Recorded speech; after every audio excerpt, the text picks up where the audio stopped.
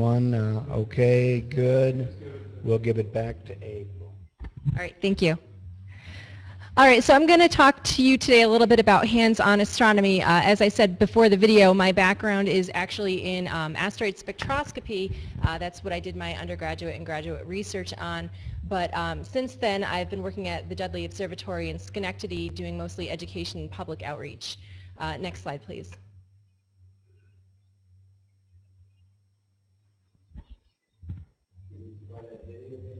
No, that's all right. We can just post it online.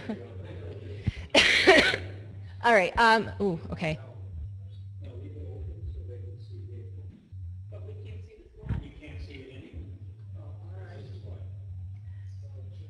No, this slide shouldn't look like that, but it does. So, okay, so we're going to go a little bit over hands-on astronomy, the science of modeling, 3D printing, and a short discussion at the end. And just please keep in mind that some of this was designed for educators, not astronomers so much. So, okay, next slide, please.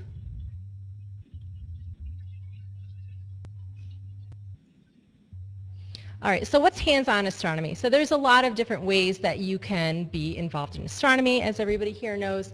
There's the backyard observing with telescopes or traveling someplace with your own scopes.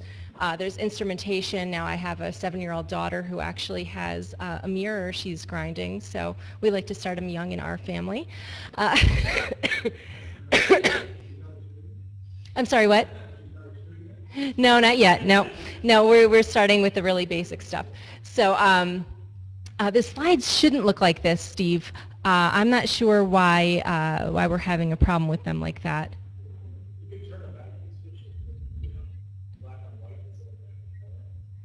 Can you switch to black and white instead of color? I don't know.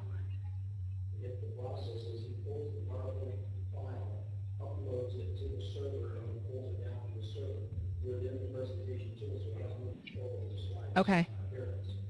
All right. Well, we'll do the best we can then. And then there's the part that I'm mostly involved in right now, which is education and public outreach. I've done a little bit of research while at Dudley Observatory with remote observing, but currently I'm doing mostly stuff with the local schools in the area. We try to serve a lot of the underfunded, underprivileged public schools and communities in our area in upstate New York.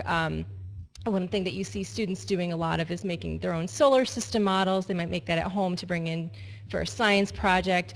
I show kids how to make their own planispheres, some really basic ones or more complicated ones for older kids. And I also bring around Star Lab, which is an inflatable portable planetarium that some of you may have heard of before. We have the optical version, though we are trying to go digital because that would be really, really cool. I mean, students come in with more technology than I have in the Star Lab, so it's time to upgrade, but that's $20,000 there that we're looking at. So.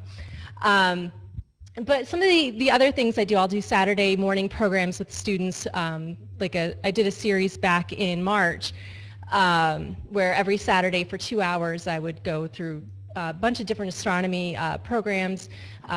A lot of our materials come from NASA through the Night Sky Network. So NASA sends us some pretty beautiful materials. I have one on the magnetic sun, which beautiful poster and beautiful different things to attach to it, all sorts of things like that. And then we get to the Asteroid toolkit, the Space Rocks toolkit, and it says, make your own asteroids out of clay. I said, really? That's what I'm supposed to do? I'm supposed to sit here and I'm going to make my own asteroids out of clay. We have all this fantastic technology and we have all this data on asteroids. And I'm supposed to approximate them with my hands. I am not an artist, let me tell you. All right, next slide.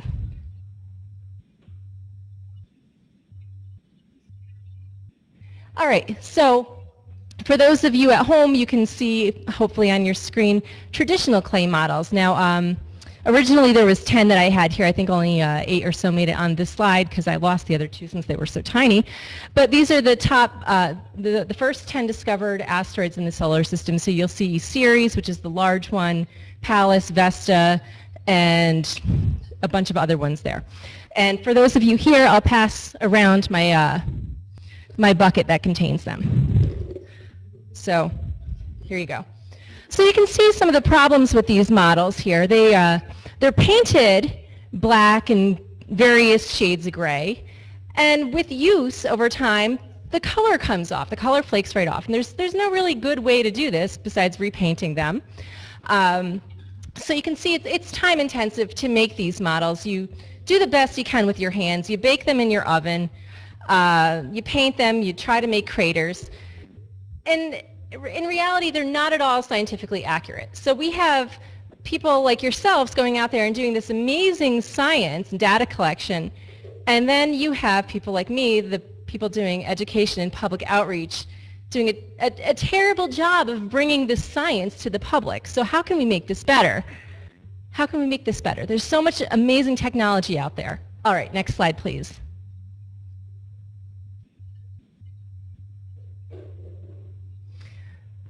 So here's a better way. 3D printed asteroids.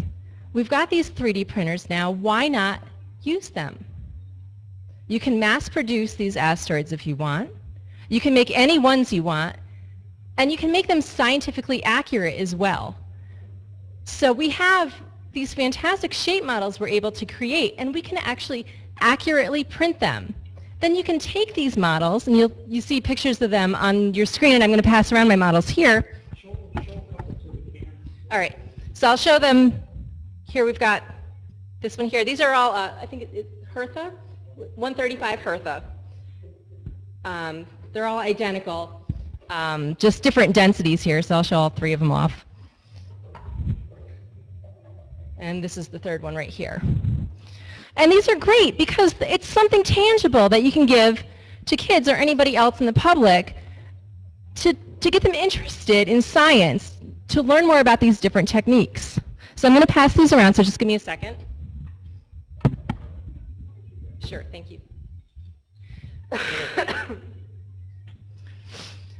So you get to show off these different techniques that everybody here is using, and it's a way to get young people interested in science, to get people interested in astronomy.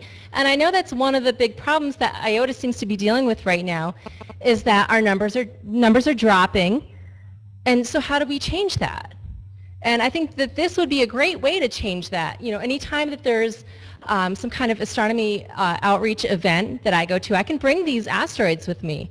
And anybody else that wants to, you can print. These are on shapeways. 135 Hertha is on shapeways now. You can print it out in any kind of medium you want. You can have your own version. And you can make it any size you want too. Next slide, please. Yeah. All right. So how do we do this? Stand back. I'm going to try science. All right, next slide.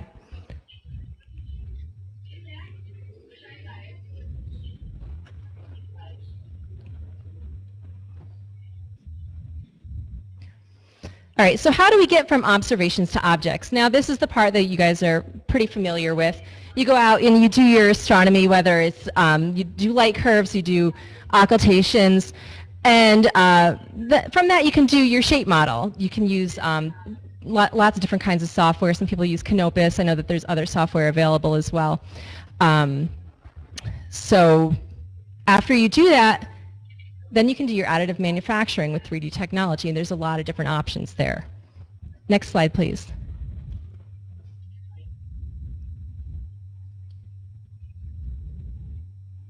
All right, so this example here is 135 Hertha. The first step, like we just talked about, is you go and you do your observations, either light curves or occultations. Then you can make your virtual model with whatever kind of software you're using. There's a lot of different options. A lot of them are free. And then from that, you can make your printed models. And there's a lot of interim steps that you can take, too. With the, while you're making your virtual models, you can add things to it. If you wanted to add craters, that's something that you could do. Now, we don't really have a good idea of where the craters are on these asteroids, so I didn't put any on the ones that I'm passing around 135 Hertha, because this way they're as accurate as I could possibly get it. Next slide, please.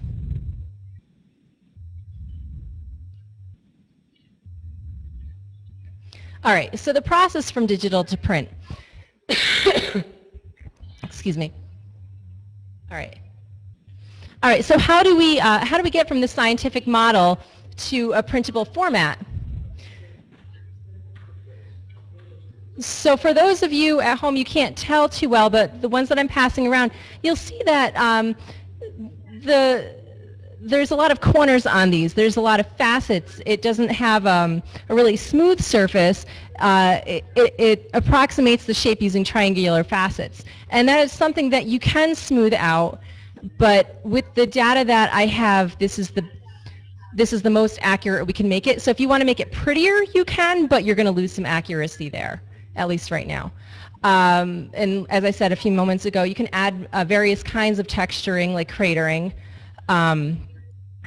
Now I know you can't really do concave features with astronomy techniques very easily. You can kind of guess where you might have craters, but without a different kind of imaging, perhaps radar imaging, it's a little difficult to figure that out. The ones I passed around that NASA recommended making with clay said just make random craters on them, so that's what I did. Also with the 3D models that we printed, you can set a different density depending on exactly what you're looking to do. Now one of mine is completely full. It's totally dense. If you're looking to save money on your model, you can make it less dense. You can do 10% fill perhaps if you want. You can make it 50% full. It's going to depend on multiple factors, how much you want to spend on your model and how you want it to actually feel in your hand. You'll notice that there's quite a difference in how they feel. The solid one actually feels like a rock. It feels like an asteroid should, but that's going to run about $90 in materials or so. So it's just something to keep in mind. All right.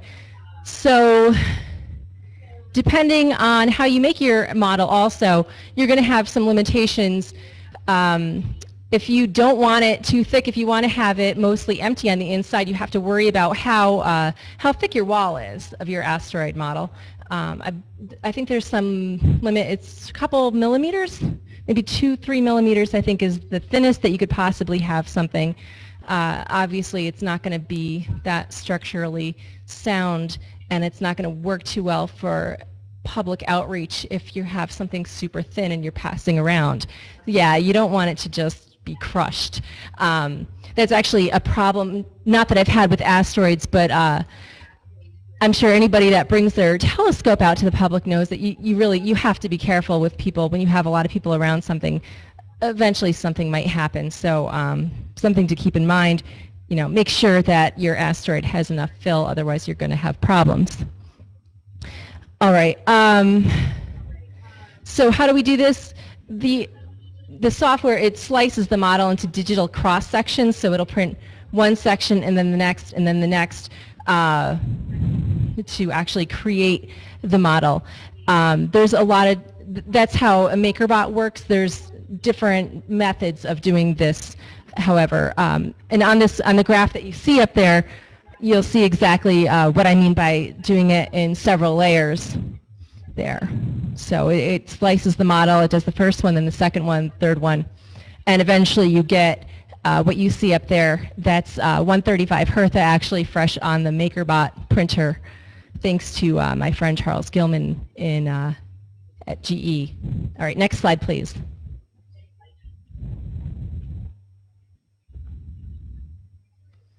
All right, so there's various kinds of 3D printing technologies. The first one that you'll see up there is the MakerBot. Let's see, Ted Swift says we could apply craters guided by crater size distribution of imaged asteroids. Yeah, yep, you could definitely do that. Vesta, IOTA, etc. Yeah, there's some other ones too. Ceres as well. Though that's not as interesting because Ceres is just a baseball shape. So let's see, the first one, MakerBot, that's extrusion or fused deposition. So what it does is there's like a material that comes out of kind of like a spout to to make the asteroid. And the one with the MakerBot is, for everybody at home, it's this one right here. It has a rough bottom on it. That's where it ended up. So you can actually sand this off and then it would be smooth on the bottom, but then you're like I said before, you're going to lose a little bit of the accuracy with the MakerBot. But what I do like about the MakerBot is there's such a wide range of materials you can use. This is actually glow-in-the-dark ABS plastic, which is really cool. So I envision having like a mobile of these glow-in-the-dark asteroids in like a baby's room. I think that'd be great. All right, the next one, there's photopolymerization, also called stereolithography, done with polymers. Whoops, can we go back to that slide, please?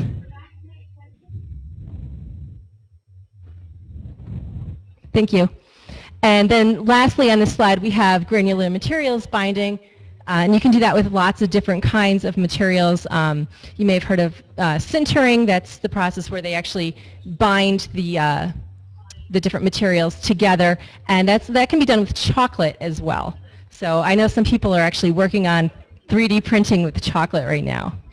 So that could be in IOTA's future. Chocolate asteroids. All right, next slide, please.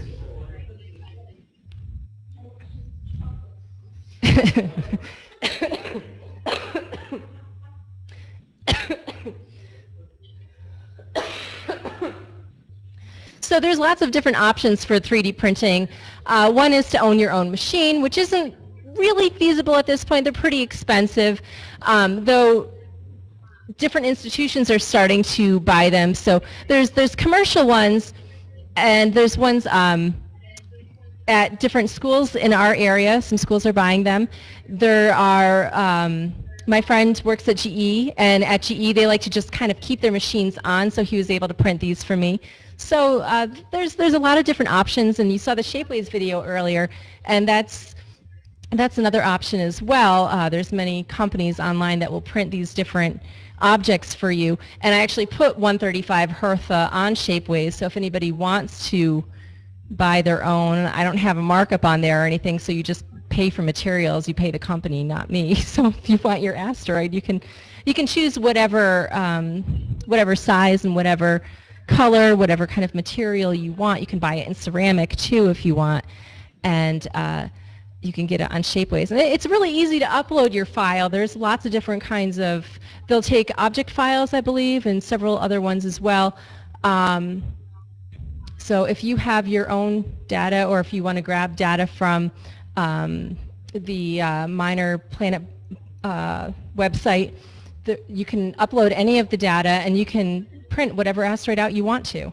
So, and again, the services with Shapeways and these other websites, they're priced by volume, and it's going to depend on material. And there's some specials going on right now with Shapeways, so that you pay for the first 20 cubic millimeters or centimeters, and beyond that it's half off. So they're trying to encourage people to buy less complicated structures that take up more material. So kind of a incentive to print things like this, which is great. Now, next slide, please. All right, you can go to the next slide. This is where the video went originally. So things to keep in mind, you want to make sure that your model is printable. That's not such an issue with asteroids because it's closed. It's you know, everything, these are all on the outside. If it was a different kind of structure, you'd have to worry, but that's not an issue for this. Like I said before, you want to check what your wall thickness is, and you can lessen the expense of it if you keep it hollow, but some printers, this particular Shapeways, are going to require that you have a hole for the fill to come out. Depending on how a model is made, depends on whether or not you need a hole in it. With MakerBot you don't, but because I think Shapeways does it with it's a sintering process, I believe. Yeah, it depends on how you have it done exactly. But some Shapeways processes might require that you have a hole in your model instead if you want it hollow at all. So, so that's something that you have to play around with software a little bit. And like I mentioned, there's a lot of different mediums and colors: ceramic, plastics, candy, metal. You can have partial fills, thin shells. You can have a mesh design if you want instead. So you don't have to have even a solid outside like this. It could be a mesh structure. So next slide, please. All right, so that's about all I have today. So like I said, the 3D printing, it offers a new opportunity for hands-on astronomy that ties in together a variety of exciting fields. It's a great way to teach kids about all these different processes, about astronomy, about math, about computers, about 3D manufacturing. And it's really a way to get people excited. It's a conversation piece too. If you took one of these and you had it with you at a table or at home or at work, people are going to say, well, what is that? And then you get to talk to them about it. So hopefully it'll be a way to get more people interested in doing IOTA's work and other astronomy work in general. So thank you. Any questions?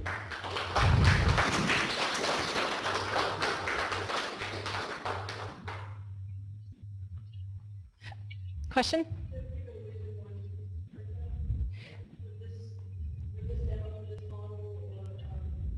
All right. Okay, so the question is there a reason that I picked Hertha? It was one that I just found that there's both occultation and light curve data on, and so I figured that that's a really good estimate of what the shape is. Mm-hmm. Right.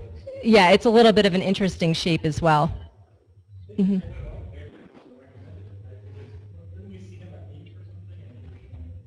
Yeah, I think Ted Blank showed us originally, actually, Hertha at NEAF, if I'm not mistaken.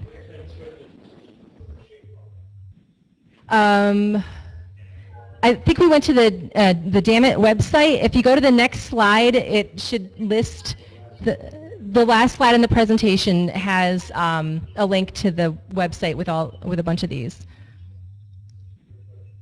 Another question? Yes, I do mean MPO Canopus.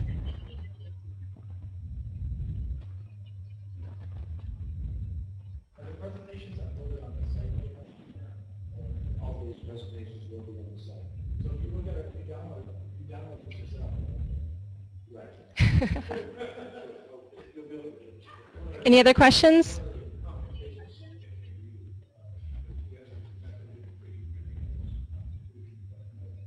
Mm-hmm.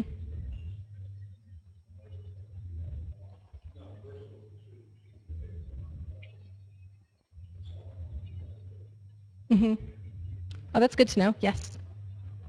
I guess the main way that we have of getting data to print out is from some other kind of digital data. But I think another side of 3D printing craze, I would hesitate to call it a fad because hopefully it's more than that, is 3D scanners. Mm-hmm. And I know that those are out there as well. I think they cost in the same range as 3D printers do.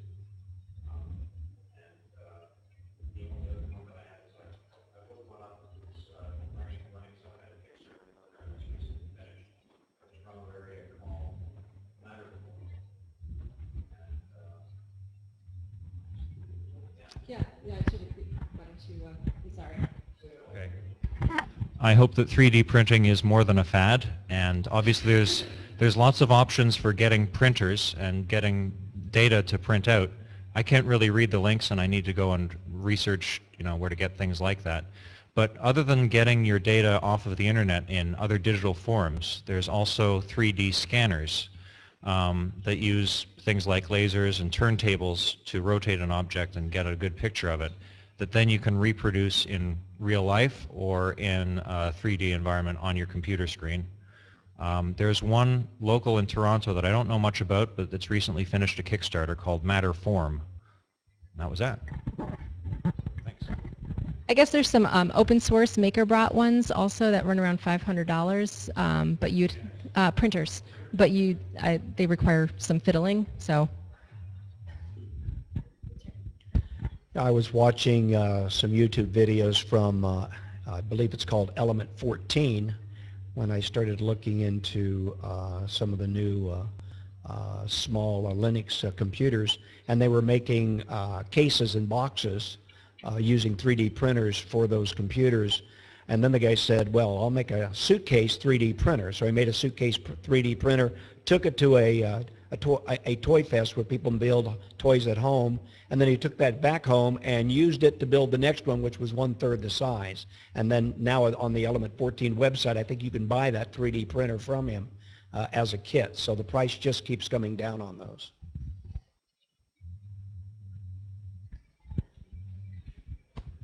All right, I'm all set. Are we ready to?